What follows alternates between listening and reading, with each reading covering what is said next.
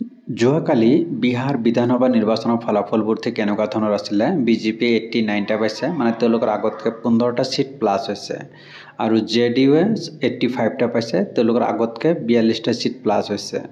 আৰু LJP তেওঁলোকে 19টা seat পাইছে আৰু তেওঁলোকে 19টা ধৰিয়া প্লাছ, মানে যোৱাবাৰ তেওঁলোকে পোৱা নাছিলে। HAM 05টা পাইছে আৰু তেওঁলোকে আগতকৈ এটা ছিট তেওঁলোকে বেছি পাইছে। RLM 4টা ছিট পাইছে আৰু তেওঁলোকে 4টা ছিট ধৰিয়া নতুনকৈ পাইছে, তেওঁলোকৰ আগত 0 আছিলে।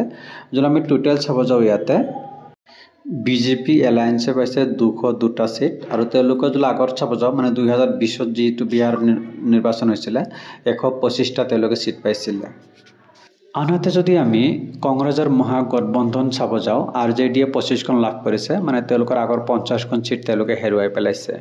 কংগ্ৰেছে 6খন ছিট লাভ কৰিছে আৰু তেওঁলোকৰ আগৰ 13খন ছিট হেৰুৱাই পেলাইছে। CPIML পাইছে 2খন আৰু তেওঁলোকৰ আগৰ 10খন ছিট হেৰুৱাই পেলাইছে, মানে তেওঁলোকৰ 12খন আছিলে, 2খন পাইছে আৰু 10খন হেৰুৱাইছে। VIPয়ে 0 পাবলৈ সক্ষম হৈছে, তেওঁলোকৰ আগৰ 4খন ছিট আছিলে, 4খন ছিট ধৰিয়ে তেওঁলোকে হেৰুৱাই পেলাইছে।